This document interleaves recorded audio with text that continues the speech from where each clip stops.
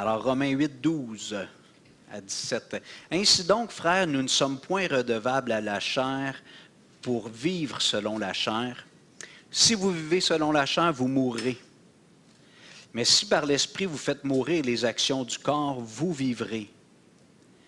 Car tous ceux qui sont conduits par l'Esprit de Dieu sont fils de Dieu. Et vous n'avez point reçu un esprit de servitude pour être encore dans la crainte, mais vous avez reçu un esprit d'adoption par lequel nous crions « Abba, Père ». L'Esprit lui-même rend témoignage à notre esprit que nous sommes enfants de Dieu. Or, si nous sommes enfants, nous sommes aussi héritiers, héritiers de Dieu et co-héritiers de Christ, si toutefois nous souffrons avec lui, afin d'être glorifiés avec lui. Alors, la semaine passée, on s'était attardé quand même pas mal sur les versets 12 et 13. Je n'avais pas tout à fait complété ce que j'avais dans mes notes. Donc, le titre du message de la semaine passée, c'était « Choisissez la vie ». Et on avait commencé avec le passage dans Deutéronome, si vous vous souvenez, lorsque Moïse arrive à la fin de ses jours, puis c'est un peu comme ses dernières paroles au peuple, puis il leur dit, je vous ai exhorté, je vous ai guidé, puis ça n'a pas toujours été facile, mais Dieu a mis devant vous la vie et la mort, le bien et le mal, mais choisissez la vie. Alors, Moïse exhortait le peuple d'Israël à choisir de marcher avec Dieu. Et c'est un petit peu ça que Paul nous encourage à faire dans ce passage-là. Il nous dit que maintenant que nous sommes régénérés, que nous avons l'Esprit de Christ, nous ne sommes point redevables à la chair. On n'est pas obligé d'obéir au péché qui agit en nous. On a la puissance de Dieu qui agit en nous et on peut plutôt obéir au bien et faire ce qui est bien. Au verset 13, Paul nous dit « Si vous vivez selon la chair, vous mourrez. Mais si par l'Esprit vous faites mourir les actions du corps, vous vivrez. » Et lorsque Paul nous dit ici de mourir, je ne pense pas qu'il parle de la mort physique. J'avais expliqué ça la semaine passée, c'est ma compréhension. Je pense qu'il parle plus de stérilité spirituelle, de ne pas porter de fruits. Tu as l'Esprit de Dieu, puis tu devrais porter des bons fruits, mais si tu écoutes la chair, si tu t'affectionnes aux choses de la chair, finalement, ce qui va sortir le résultat de ta vie, de tes journées, ça va être des choses qui sont futiles, qui n'ont pas de portée éternelle. Mais au contraire, si on s'affectionne aux choses de l'Esprit, on va porter des fruits qui plaisent à Dieu. Et Paul nous dit ici, dans la deuxième partie du verset 13, « Mais si par l'Esprit vous faites mourir les actions du corps, vous vivrez. » Comme je disais tout à l'heure, je ne pense pas que c'est la vie physique. Il parle d'avoir une vie qui porte des fruits durables pour la gloire de Dieu. Faire mourir par l'Esprit les actions du corps. Alors, je ne sais pas si c'est dans toutes les traditions, mais je connais un peu plus la tradition catholique. Dans tout le mouvement monastique, lorsqu'on a créé des monastères, puis il y a des gens qui allaient s'isoler, qui vivaient une vie de moine dans un monastère. Donc, ce qu'ils recherchaient, c'était à se séparer du monde. Mais en fait, le combat, il n'est pas seulement dans le monde, il est aussi dans nos membres. Et en faisant cela, peut-être qu'ils s'évitaient certaines tentations. Je me souviens, comme je vous ai déjà partagé, mais dans mes premières années de vie chrétienne, j'étais plus radical pour me soustraire à certaines tentations. Et je me souviens, le premier été après ma conversion, j'ai donné mon nom pour aller bénévole au camp des bouleaux. Je me suis dit, il va y avoir moins de tentations dans un camp chrétien que dans les terrasses et les bars et les du centre-ville de Montréal. Donc, c'est ce que j'ai fait, mais quand même, j'avais quand même le péché, il agit en moi. Mais là où je veux en venir, c'est que oui, effectivement, le fait de me mettre un peu en retrait dans un environnement un petit peu plus, pas, on va dire, aseptisé ou peut-être moins de tentation, c'était facilitant. Puis c'était peut-être une bonne décision. En même temps, ça m'a permis de donner 2 mois comme bénévole au camp des bouleaux. Mais le plan de Dieu, ce n'est pas que les chrétiens vivent reclus toute leur vie. Jésus a dit, « Père, je ne te prie pas de les enlever du monde, mais de les préserver du mal. » On est la lumière du monde, on est le sel de la terre. Et comme disait Rebecca Piper dans son petit livre sur le fait que les chrétiens sont le sel de la terre, pour que le sel agisse, il faut qu'il sorte de la salière puis qu'il aille sur la viande ou sur les légumes, pas vrai? du sel dans une salière, ça ne change pas grand-chose. Mais quand je le mets sur mes aliments, là, ça peut agir. Donc, nous, les chrétiens, on est le sel. Le monde autour de nous, si vous voulez, c'est les aliments. Il faut qu'on entre en contact avec eux et qu'on donne de la saveur de Dieu à ce monde-là. Alors, faire mourir les actions, faire mourir par l'esprit les actions du corps, il y a un élément qui c'est de se préserver, de refuser, de dire non. La vie chrétienne, c'est un élément qui est quand même présent. Il faut apprendre à dire non à des choses, à rejeter la tentation. On a vu l'exemple de Jésus dans le désert. Mais si de voir la vie chrétienne, c'est strictement ça, c'est plate. Moi, je pense que de faire mourir les actions du corps, c'est aussi d'être rempli de l'esprit. Ce n'est pas juste de refuser puis rejeter plein de choses. Je me souviens quand je suis devenu chrétien, mon père biologique, qui était pas chrétien, qui ne l'est pas encore aujourd'hui, m'avait dit, Hugo, tu sais, moi, je suis content pour toi si tu es heureux, tu sais, dans ce mouvement-là évangélique, mais il dit, moi, j'ai l'impression que vous mettez beaucoup d'interdits, vous mettez beaucoup de barrières. Puis je ne sais pas si c'était inspiré, mais ma réponse était, tu sais quoi, moi, j'ai l'impression que c'était une porte sur la liberté. De devenir chrétien, j'étais pris dans une cage avant, puis Jésus a ouvert la porte. Pour moi, le christianisme, oui, c'est vrai qu'on s'abstient des choses. Pour le monde, des fois, on peut avoir l'air plate ou on ne fait pas la fête de la même façon. Mais pour moi, c'était une porte sur la liberté. John MacArthur nous dit dans son commentaire comment faire mourir les actions du corps. Il nous donne 5 conseils pratiques. Reconnaître la présence du péché dans mes membres. Donc, premièrement, de savoir qu'il y a un ennemi, il y a quelqu'un qui veut m'influencer. Et entre autres, c'est le péché qui agit encore dans mes membres. Ensuite, il dit, garde ton attention sur Dieu. Concentre-toi sur Dieu. Donc ça, c'est proactif. C'est pas de ne fais pas, ne touche pas, ne mange pas. C'est fais-le. Concentre-toi sur Dieu. Médite la parole de Dieu. Jésus a dit, je te prie, Père, de les sanctifier par ta parole est la vérité. Et sanctifier, souvent on associe au mot saint, puis dans peut-être notre culture ou notre arrière-plan, quand on disait que quelqu'un était une sainte ni touche, hein, elle avait un col roulé jusqu'ici, ou si ce n'était pas même un habit de sœur. Le mot saint, c'est comme si ça fait référence juste à quelqu'un qui est séparé de tout mal.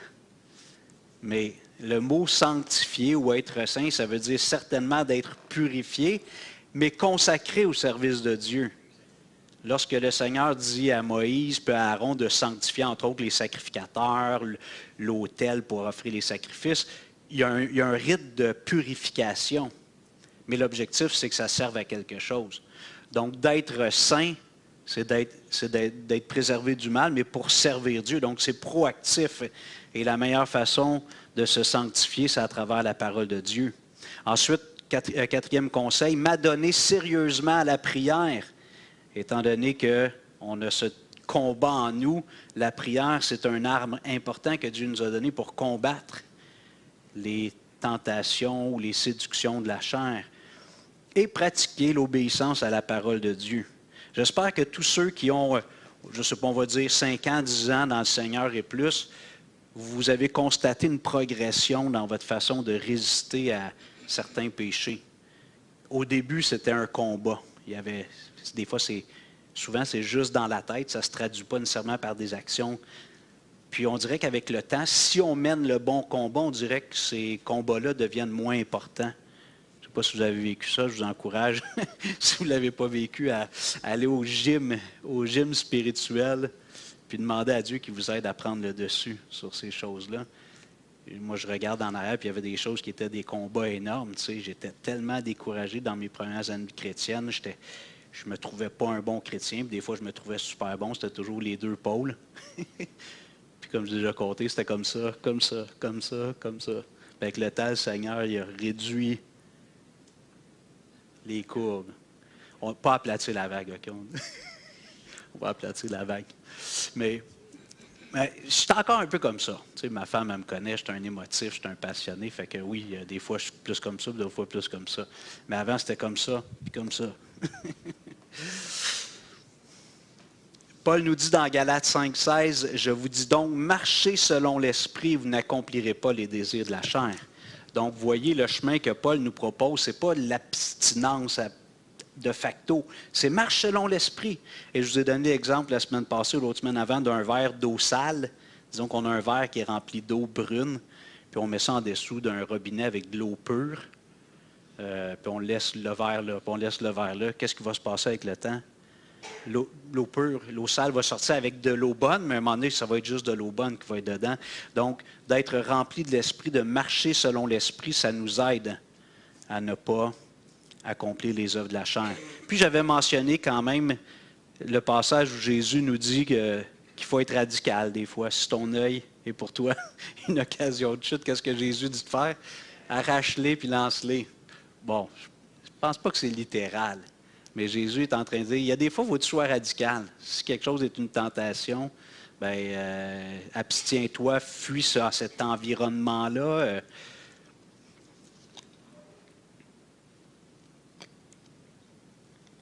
Et Paul nous dit dans le verset 13, toujours B, « Si par l'Esprit vous faites mourir les actions du corps, vous vivrez. » Le moyen, c'est par l'Esprit. La puissance, c'est par l'Esprit. Quand je dis l'Esprit, c'est avec un grand E, le Saint-Esprit. L'Esprit de Jésus, l'Esprit de Dieu. Le moyen pour faire mourir les actions du corps, c'est par le Saint-Esprit. Paul nous dit dans Romains 1, 16 et 17 que c'est la puissance de Dieu. Imagine la puissance de Dieu.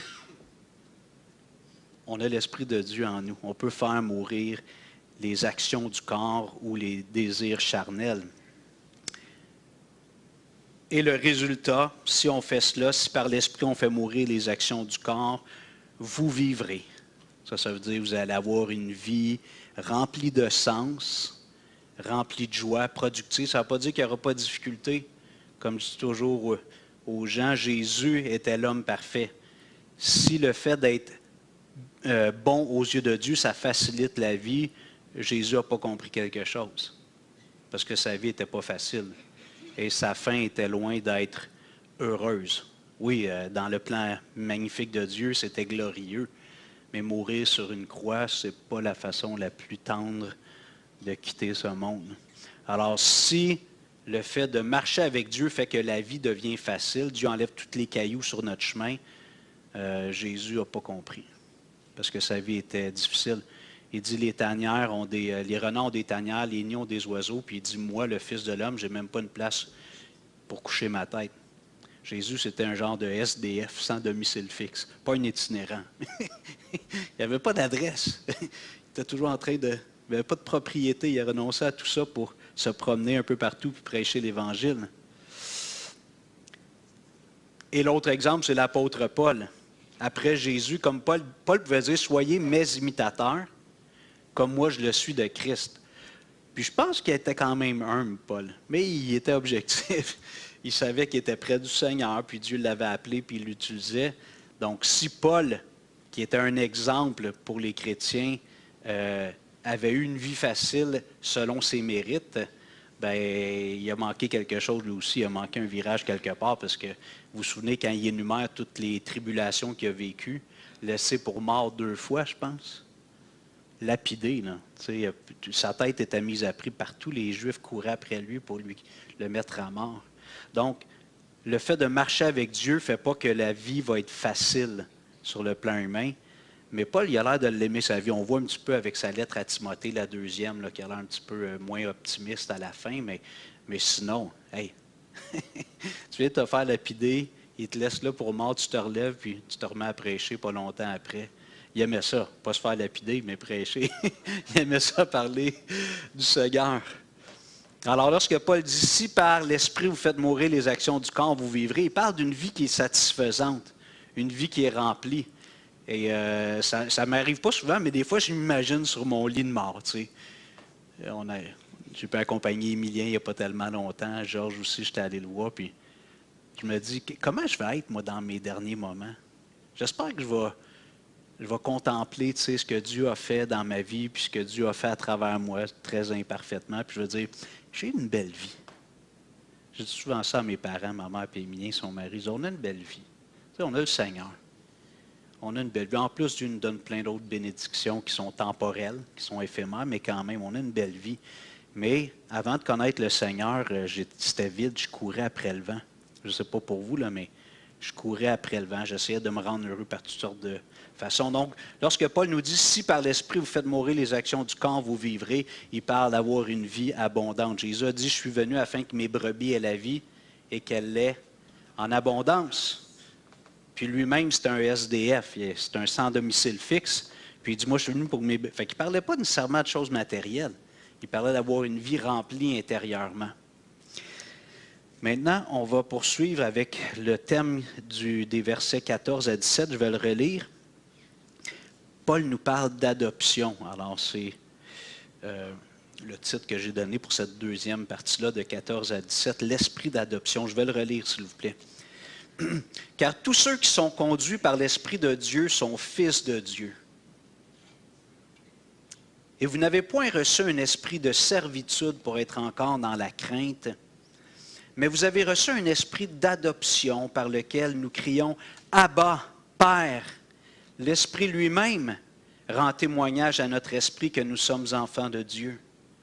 Or, si nous sommes enfants, nous sommes aussi héritiers, héritiers de Dieu et co-héritiers de Christ, si toutefois nous souffrons avec lui, afin d'être glorifiés avec lui. Il y a des versets comme ça, la fin du verset 17, il me semble que je n'aurais pas écrit ça, mais on va essayer de l'expliquer. Si ce n'est pas aujourd'hui, ça sera la prochaine fois. Mais car tous ceux, verset 14, qui sont conduits par l'Esprit de Dieu sont fils de Dieu. Le mot grec que Paul utilise ici pour parler de conduire, c'est le mot ago, qui peut être traduit par diriger, conduire, mener, guider, ou pour prendre un anglicisme, leader, être comme un leader, se laisser diriger par le Saint-Esprit. Alors Paul nous dit ici que si on est guidé par l'Esprit, ça veut dire qu'on est enfant de Dieu. Je relis le verset 14. Car tous ceux qui sont conduits par l'Esprit de Dieu sont fils de Dieu. Alors Paul nous dit ici, entre autres, que c'est une preuve de notre lien filial avec Dieu. Lorsqu'on est conduit par l'Esprit de Dieu, c'est une preuve que j'ai une relation père-fils ou père-fille avec Dieu. Ceux qui sont conduits par l'Esprit de Dieu sont fils de Dieu. Et des fois, nous, dans notre culture peut-être moderne, on a tendance à séparer la foi, les croyances, de nos actions. Alors, on utilise des fois un terme un peu compliqué pour parler d'une dichotomie. C'est comme s'il y avait une séparation entre ce que je crois dans mon être immatériel, mes pensées, mes croyances, et mon mode de vie. Chez les Hébreux ne voyaient pas l'être humain comme ça. Tout était pris ensemble, autant l'âme que le corps. Chez les Grecs, ils ont commencé à essayer d'être sophistiqués, puis ils ont comme séparé les deux au point que dans certains mouvements philosophiques, on pouvait être rempli de vertus dans notre immatériel, puis avoir une vie de licence, une vie immorale avec notre corps, parce que c'était pas grave, le corps c'était pas bon, ça allait mourir, mais l'âme, elle, après la mort, allait rejoindre la divinité. Donc Paul nous dit ici que si on est conduit par l'Esprit de Dieu, c'est une démonstration que nous sommes enfants de Dieu. Jésus a dit, vous reconnaîtrez un arbre à ses fruits. Donc, si le fruit qui sort de moi, c'est le fruit de l'Esprit, bien, ça aide à confirmer que je suis un enfant de Dieu. Des fois, les gens nous posent des questions. Tu sais, par exemple, quelqu'un qui est allé à l'église un certain temps, puis maintenant qu'il ne va plus, puis que complètement, il est retourné à son ancien mode de vie. Puis là, il dit, ouais, mais es-tu chrétien? Je ne sais pas. Comme Donne dit toujours, on n'envoie personne au ciel, puis on n'envoie personne en enfer. Seul Dieu connaît les cœurs. Mais le Seigneur nous a dit qu'on peut se servir de ce qu'on voit pour poser un diagnostic ou un jugement. Donc, si quelqu'un prétend être chrétien, puis sa vie est tout le contraire de l'enseignement biblique, ben,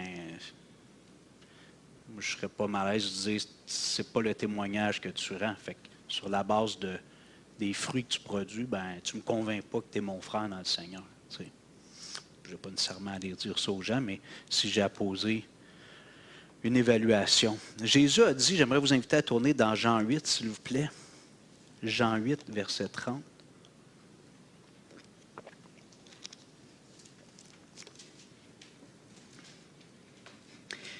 Jean 8, 30.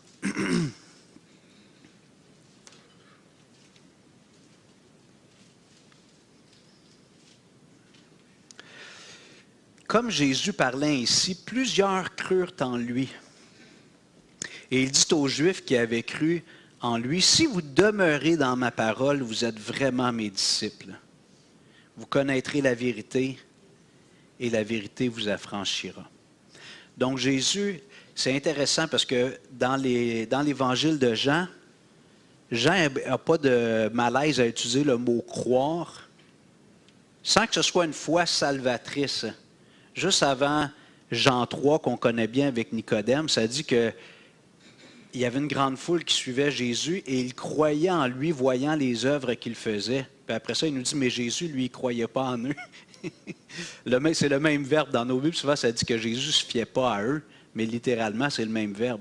Eux, ils croyaient en Jésus, mais Jésus, il ne croyait pas en eux. Parce que c'était une foi qui était temporaire ou temporelle. Ils voyaient que Jésus faisait des miracles et qu'ils croyaient aux faiseurs de miracles. Mais ils ne comprenaient pas qui était vraiment Jésus.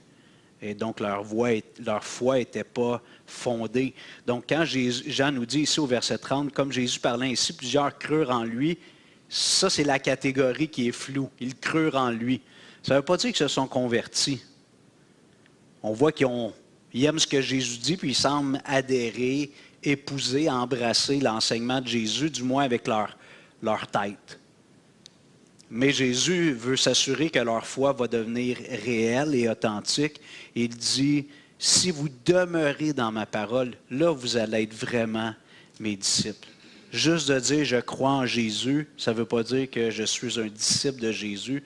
Et Jésus ne veut rien de moins que des disciples, des chrétiens nominaux, professants, qui ne demeurent pas, qui n'ont pas une relation intime avec Jésus. Jésus dit, si tu veux être mon disciple, il faut que tu renonces à toi-même.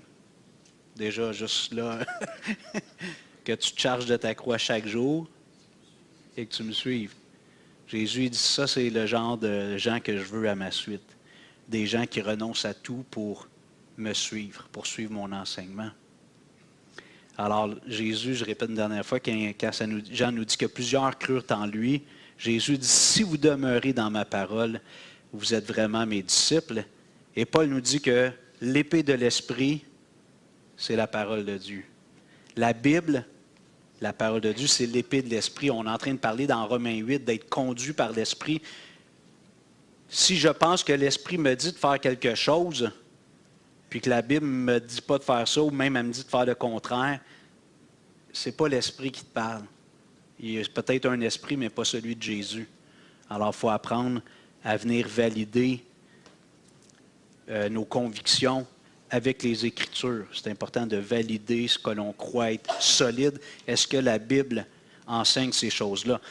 Si je reviens dans Romains 8, verset 14, « Car tous ceux qui sont conduits par l'Esprit de Dieu sont fils de Dieu. » Je vois ici une bénédiction, non seulement la preuve d'un lien filial, mais une bénédiction aussi. Imagine être conduit par Dieu. Qui souhaite ça, être conduit par Dieu? Que Jésus soit le chauffeur d'autobus de ta vie à tous les jours. Moi, je veux ça, là. Je pense que la majorité des frères et sœurs, si vous êtes d'accord, je veux que Jésus conduise ma vie. Il y a un poème qui a été composé, je ne me souviens pas qui est l'auteur, puis Nelson Mandela l'a repris, puis il l'a cité. Le nom du poème, c'est Invictus. Il y a un film qui avait été fait avec Matt Damon. Là, c'était des joueurs de rugby, je pense. Mais, tu sais, c'est un beau poème. Mais ce que beaucoup de gens m'ont cité de ce poème-là, ça dit « Je suis maître de mon destin et je suis le capitaine de mon âme. » C'est pas une pensée chrétienne, ça. C'est l'idée d'être quelqu'un de libre, affranchi, puis qui fait ses propres choix, c'est bien. Mais on est tous esclaves de quelque chose, on est tous dominés par quelque chose. Et comme chrétien, je veux que le capitaine de ma vie et de mon âme, ce soit Jésus, pas moi-même. Parce que moi, je vais me conduire dans des mauvais endroits si je me fie à moi-même. Donc, je comprends le poème, le contexte, puis c'est sur l'abolition de l'apartheid en Afrique du Sud. Tu sais, je comprends le contexte, mais quand même si la phrase est belle comme chrétien, c'est pas ça mon verset préféré, c'est pas dans la Bible. C'est Jésus le capitaine de mon âme. Imagine être conduit par le Saint-Esprit. Un des psaumes les plus connus, c'est le psaume 23. Vous connaissez? L'Éternel est mon berger, je ne manquerai de rien. Ah, je sais que quelqu'un peut dire au complet, on ne le fera pas ce matin, mais vous viendrez nous présenter ça à un moment donné. L'Éternel est mon berger, je ne manquerai de rien. Il m'emmène dans des beaux endroits pour me reposer, me nourrir, il me protège, il met une table entre moi et mes adversaires, il oint d'huile ma tête, ma coupe déborde. Oui, le bonheur et la grâce m'accompagneront tous les jours jusqu'à la fin de ma vie. Tu sais, on l'aime ce passage-là, entre autres, parce que quand on passe par la vallée de l'ombre de la mort, ça nous rassure. Le bon berger nous conduit. Et Jésus s'est présenté lui aussi dans Jean 10 comme le bon berger. Jésus s'est présenté lui-même comme le bon berger. Donc, je veux que l'Esprit de Jésus, je veux que Jésus me conduise. Et Paul nous dit ici, tous ceux qui sont conduits par l'Esprit de Dieu sont fils de Dieu. Donc, c'est une bénédiction d'être conduit par le Seigneur. Est-ce que le matin, quand tu prends ton temps avec Dieu, ou tu te lèves, tu commences ta journée, tu demandes au Seigneur, conduis-moi aujourd'hui. Prends le volant. Parce que même si on a donné notre au Seigneur, des fois on tire. C'est lui qui est là, mais tu sais, on a les deux mains dessus. Vire à droite, Seigneur. Non, non, non, non. On continue tout droit ou on vire à gauche. Est-ce que chaque jour j'apprécie le fait que le Saint-Esprit veut conduire ma vie? Et les fois où la volonté de Dieu est contraire à mes raisonnements, ça m'est arrivé, peut-être ça vous est arrivé des fois, vous dites, il me semble que ça devrait être bon. Tu sais, c'est le gros bon sens. Ça devrait être comme ça. C'est ça qui est juste, qui est droit, qui est bon. Puis la Bible, c'est pas tout à fait le même discours. Alors ça, c'est un peu violent. Parce que je dois dire, non pas ma volonté, Seigneur, mais la tienne. Je ne veux pas que ce soit mes pensées. Vous vous souvenez de Pierre qui voulait protéger Jésus? Hein? Jésus dit, ils vont m'arrêter, ils vont me mettre à mort. Pierre dit, wow. Over my dead body. Jamais de la vie, Seigneur, que la chose n'advienne. Et qu'est-ce que Jésus lui dit? Arrière de moi, Satan. Tu dis, wow, c'était juste. Et il dit, pourquoi? Parce que tes pensées ne sont pas les pensées du Seigneur. Alors, ça arrive souvent que dans cette petite tête-là, le Seigneur a besoin de prendre le contrôle, puis de ramener mes pensées, qu'elles soient bien alignées avec les siennes. Le Saint-Esprit nous conduit dans la vérité. Jean 16, verset 13, je pense que je vous ai ramené dans Romains, j'aurais dû vous laisser dans Jean. Si vous voulez tourner, je vous laisse quelques instants. Jean 16, 13.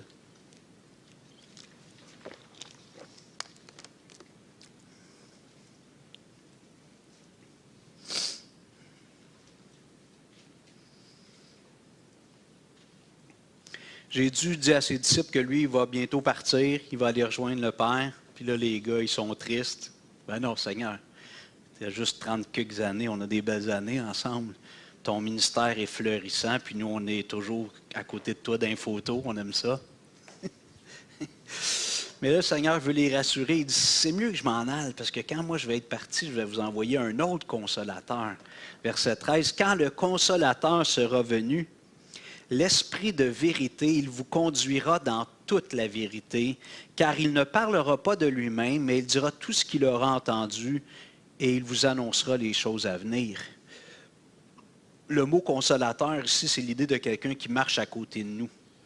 Un frère d'armes, un compagnon de compagne qui marche avec nous. Et Jésus dit, quand moi je vais être retourné au ciel, je vais envoyer le Saint-Esprit, puis lui, il va vous conduire dans toute la vérité. L'Esprit de Dieu va être là en vous, puis il va vous guider dans toute la vérité. Lorsque Paul nous dit que le Saint-Esprit nous conduit, c'est, comme Jésus vient de dire, dans la vérité et dans la sainteté. Et comme je dis, la sainteté, retenez pas seulement l'idée de la pureté. D'être saint, c'est d'être pur et consacré. C'est une vie qui est palpitante. Souvent, quand on pense à la sainteté, Seigneur, aide-moi à marcher dans la sainteté, on a en tête de aide-moi à m'abstenir, à ne plus tomber dans telle pensée, dans telle parole, telle action, telle paresse. Mais la sainteté, c'est de se préserver du mal et d'être consacré entièrement au Seigneur. On va aller dans Actes maintenant, après Jean, Acte 1.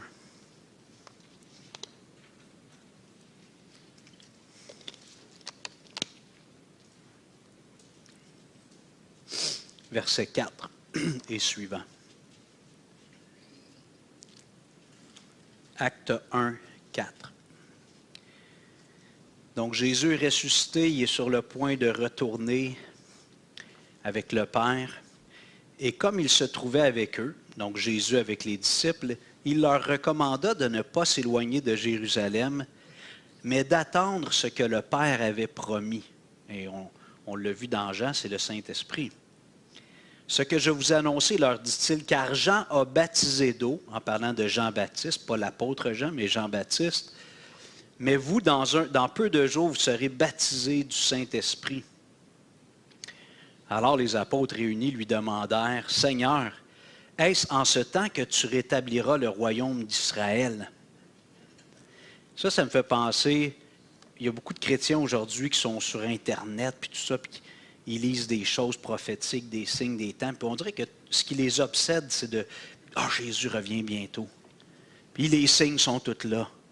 Je trouve ça correct d'être alerte, mais regardez la suite.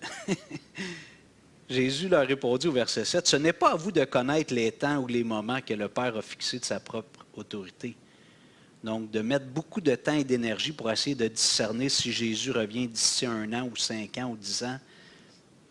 Jésus dit que c'est un exercice futile, il y a juste le Père qui le sait. Alors même si Jésus et le Saint-Esprit ne le savent pas, imagine un être humain limité comme moi, comment je pourrais réussir à dire « Jésus revient dans la prochaine année ». J'ai des frères et sœurs bien-aimés qui sont un petit peu dans cette mouvance-là. Puis souvent, ils me disent « Je leur parle dans 10 ans, laisse faire ça, le Seigneur va être revenu ». Au temps de Jésus, les gars disaient que c'était les derniers jours. Ils étaient sûrs que Jésus revenait, c'était imminent, ça fait 2000 ans. Donc, je ne suis pas en train de dire qu'il faut comme prendre ça à la légère, mais on doit hâter le retour du Seigneur à tous les jours. On veut que le Seigneur revienne aujourd'hui même. Mais de dire que c'est proche, ça fait 2000 ans qu'il y a des chrétiens qui disent ça. Donc, quand on s'obstine un peu comme ça, des fois, on jette un peu du discrédit, comme ceux même qui ont mis des dates, là. Je sais que chez les témoins de Jéhovah, ils ont fait ça plusieurs fois. J'imagine qu'il y a des chrétiens, peut-être dans des mouvements un peu prophétiques, de mettre une date, puis la Terre a environ 6000 ans, vous savez ça? Bien, selon la chronologie biblique. Fait que le millénium qui serait le jour du repos, ça devrait être proche. Tu sais. Puis moi, j'aime ça, cette idée-là, je trouve ça léger. Sauf que je n'ai pas la date, je n'ai pas le nombre de jours exact, tu sais, que Dieu a tout créé. Puis oh! Le Saint-Esprit. Je n'ai pas passé mon temps encore, pourtant.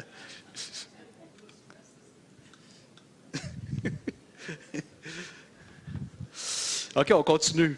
Il leur dit, ce n'est pas à vous de connaître le temps ou les moments que le Père a fixé de sa propre autorité, mais vous recevrez une puissance, le Saint-Esprit survenant sur vous, et vous serez mes témoins à Jérusalem, dans toute la Judée, dans la Samarie, et jusqu'aux extrémités de la terre. Après avoir dit cela, il fut élevé pendant qu'il le regardait, une nuée le déroba à leurs yeux. Imaginez la scène, hein? Jésus leur dit ça, restez ici, puis là, Jésus se met à monter au ciel, comme un ballon d'hélium. Et comme ils avaient les regards fixés vers le ciel, puis c'est normal, là, des fois je ris des apôtres, là, mais si j'étais à leur place, j'aurais probablement été comme eux, mais pendant que Jésus s'en allait, regarde, avez-vous déjà regardé un ballon d'hélium qui monte au ciel? Nous autres, on fait ça quand j'étais jeune. Ah, je le vois encore, c'est rendu sur un petit point. Verset 11. 2 hommes vêtus de blanc leur apparurent et dirent, « Hommes galiléens ». Ça, c'est 2 anges. « Pourquoi vous arrêtez-vous à regarder au ciel? » En voulant dire, « OK, là, vous êtes fixés, là, c'est beau, là. » Mais il dit, ah, « OK, passez à d'autres choses. Ce Jésus qui a été enlevé au ciel du milieu de vous viendra de la même manière que vous l'avez vu. Allons au ciel. » Jésus a dit, « Je ne veux pas que vous essayiez de compter, deviner. C'est là que le retour du Seigneur va arriver. » Il dit, « Je veux que vous soyez occupés à faire quoi? » Qu'est-ce que le texte nous dit? Au verset 8, on doit se tenir occupé à faire quoi? À chercher sur Internet la date du retour de Jésus? À être des témoins. À être des témoins de Jésus. Puis Paul nous dit qu'on va recevoir une puissance, le Saint-Esprit, puis que grâce à cette puissance-là, qui est l'Esprit de Dieu, on va pouvoir être des témoins efficaces de Jésus. Donc, le Saint-Esprit nous est donné pour qu'on rende témoignage à Jésus. Et le mot ici, témoin, ok, ben, je vais revenir tantôt dans Romains 8, je ferai le lien. Mais retenez le mot témoin ici.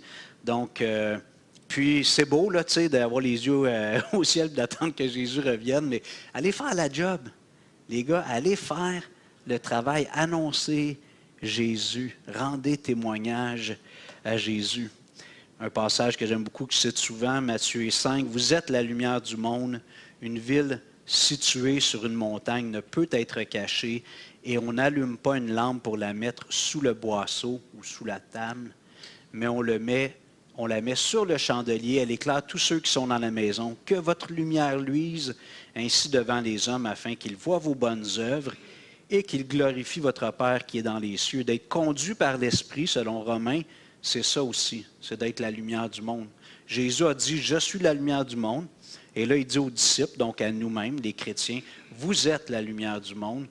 Puis je veux que vous brillez, verset 16, Matthieu 5, 16, que votre lumière luise ainsi devant les hommes, afin qu'ils voient vos bonnes œuvres. » Et ça, c'est capital. Comme je vous disais, on ne peut pas dissocier nos croyances de nos actions.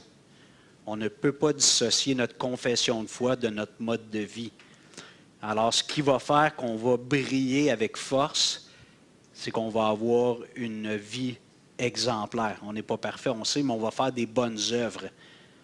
On n'est pas sauvé par les œuvres, mais on est sauvé pour de bonnes œuvres. Je reviens à Romains 8, verset 15. Eh, mon ami, je vais le laisser fermer. Vous me voyez? OK. Chance qu'on a les...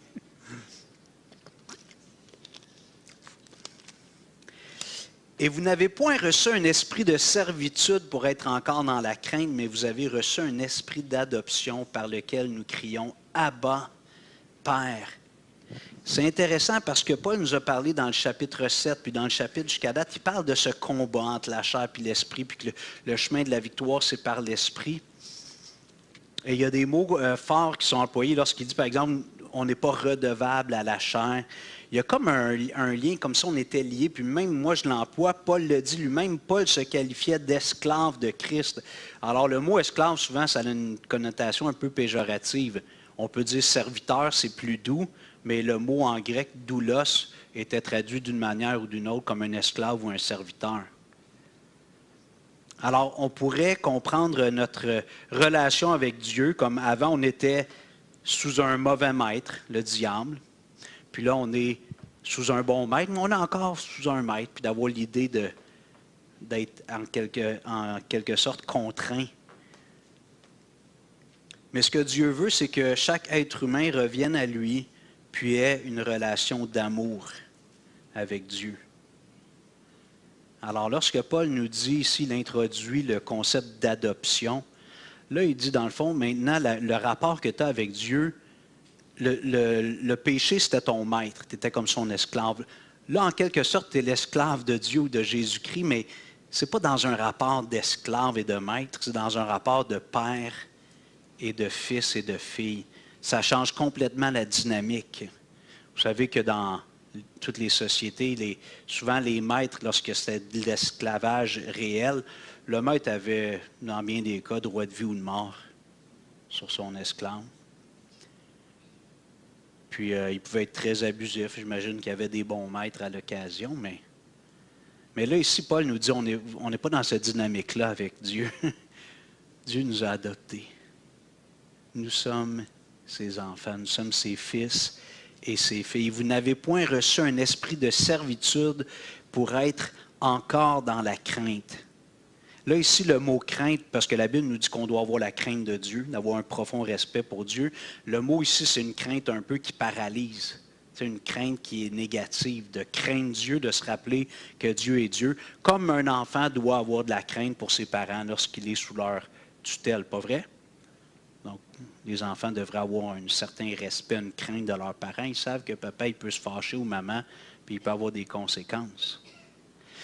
Mais Paul nous dit, ce n'est pas ce genre d'esprit que vous avez reçu pour être encore dans la crainte, mais vous avez reçu un esprit d'adoption.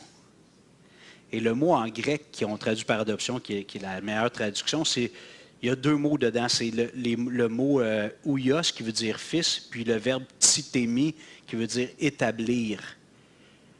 Alors, je n'étais pas un fils de Dieu, mais Dieu, qui a tous les pouvoirs législatifs, m'identifie et dit, Hugo, je t'établis, je te désigne comme mon fils. Maintenant, dans tous les registres légaux, tu es mon fils. Pas mon esclave, mon fils. La même chose pour les sœurs, vous êtes les filles de Dieu, par lequel nous crions. Et c'est intéressant ici parce que le mot que Paul utilise ici dans la langue grecque, crions, littéralement, c'était le mot qu'on utilisait pour décrire le croassement d'un corbeau.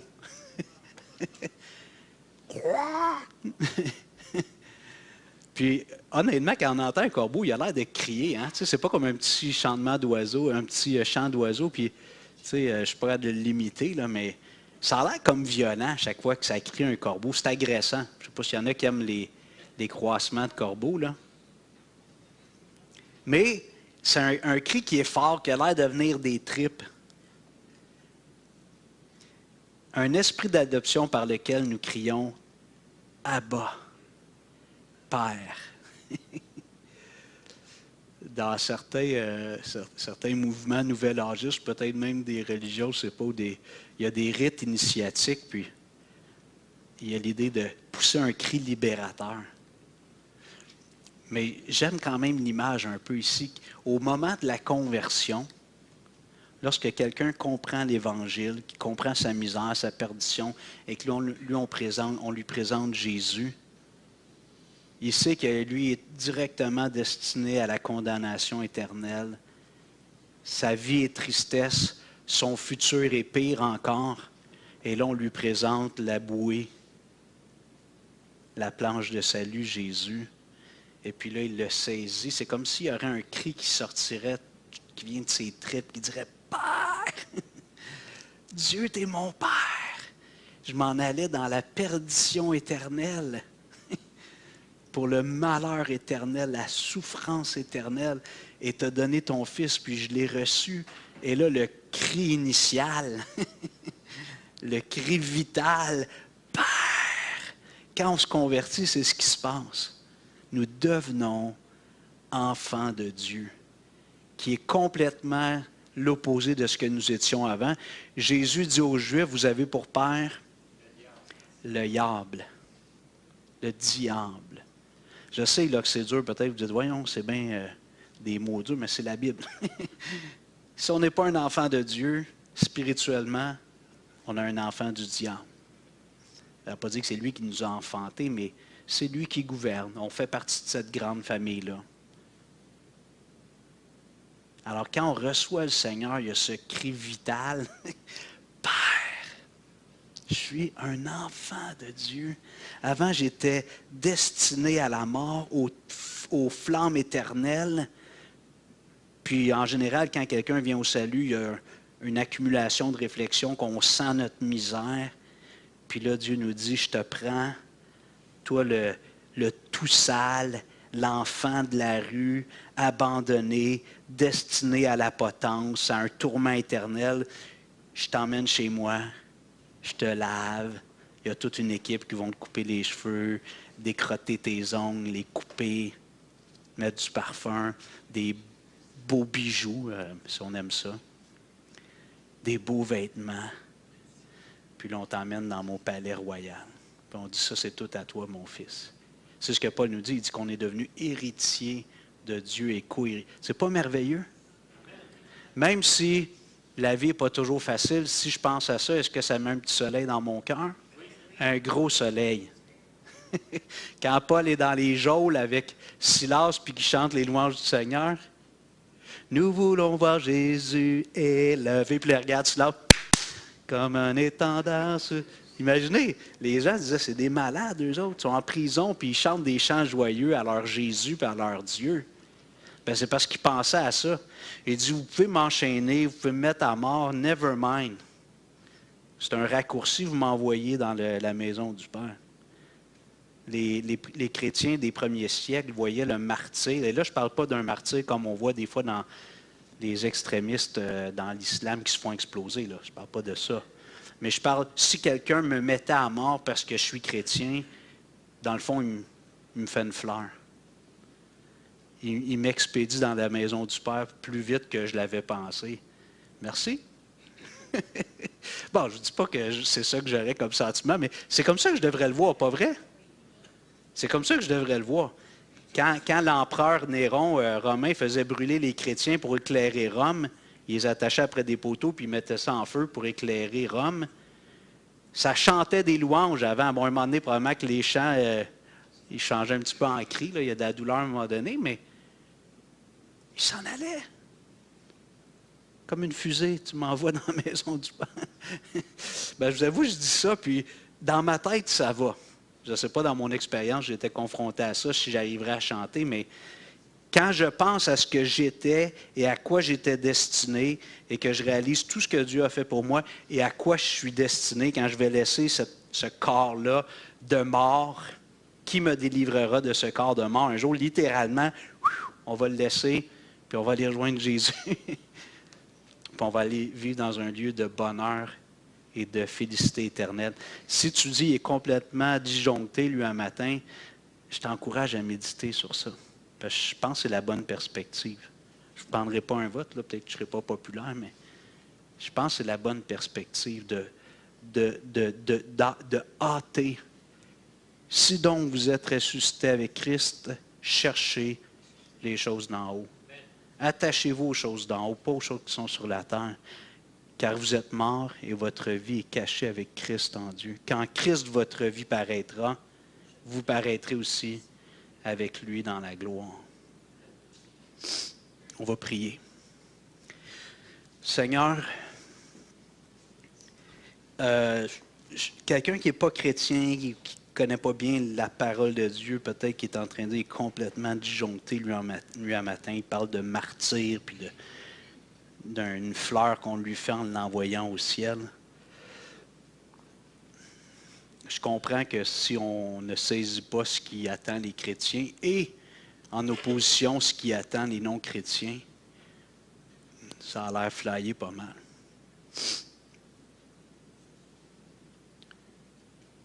Mais Seigneur, c'est bien ça.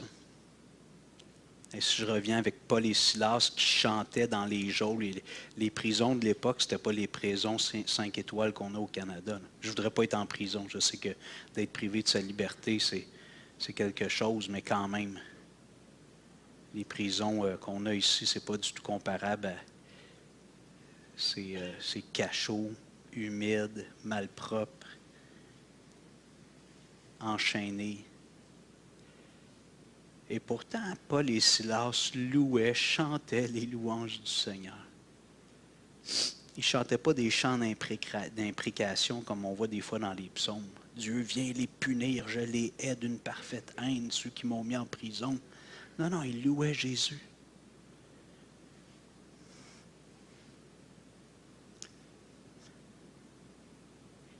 Seigneur, ça c'est la vie que l'Esprit veut produire en nous. Paul pouvait dire, soyez mes imitateurs, comme je le suis moi-même de Christ.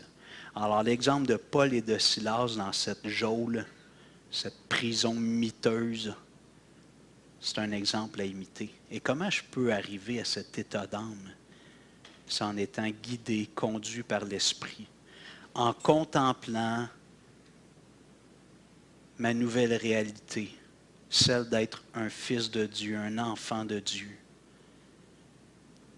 déjà glorifié dans une certaine mesure, déjà assis dans les lieux célestes en esprit. Seigneur, c'est merveilleux. Je te prie pour nous à l'Église Renaissance qu'on ne se laisse pas emporter par tout vent de doctrine, par les idées de ce monde, qu'on ne voit pas dans l'Évangile un moyen d'alléger ou de faciliter la vie terrestre. Tu n'as jamais promis ça, Jésus. Mais tu as dit que dans la vallée de l'ombre de la mort, tu serais avec nous, comme dans les verts pâturages et les eaux paisibles.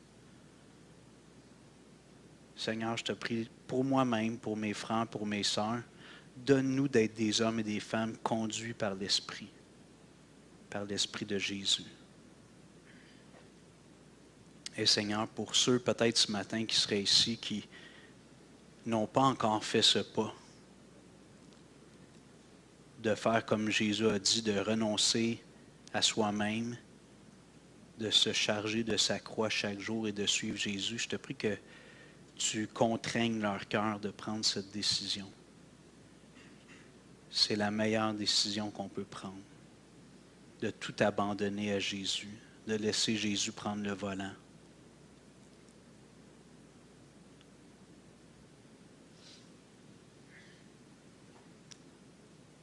Seigneur, merci d'agir dans nos cœurs par ton esprit. Merci pour ta parole qui dit ta vérité, la vérité qui pénètre dans notre âme, qui nous révèle nos pensées et qui vient nous émonder aux endroits nécessaires. À toi soit la gloire. Amen. Amen. Merci. N'oubliez pas ma petite annonce après le dernier chant. Hein?